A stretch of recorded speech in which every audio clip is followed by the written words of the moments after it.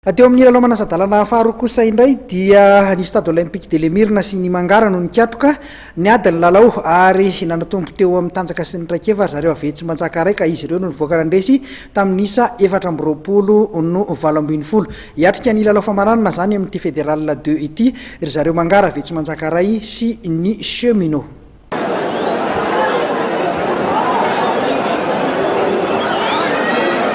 Tafita amin'ny famaranana ihany koa ny Mangara manao akanjo mena sy manga amin'ny sady rehefa nanirika ny mena valahana tamin'ny isa 420 tena lalao faharoa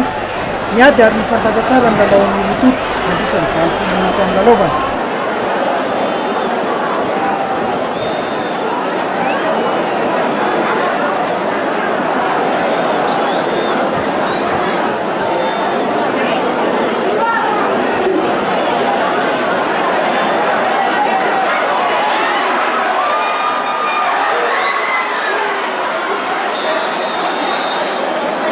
Teo amin'ny fizaram-potoana voalohany dia nitarika tamin'ny elanisa 3 ny Mangara 9-5. Teo amin'ny fizaram-potoana faharoa dia nangotraka ny lalao ny famalina ny fanafihana ho an'ny Rototo saingy hita ho nanatombo tao anaty evany ny Mangara ka izy ireo no nibatan'ny fandresena.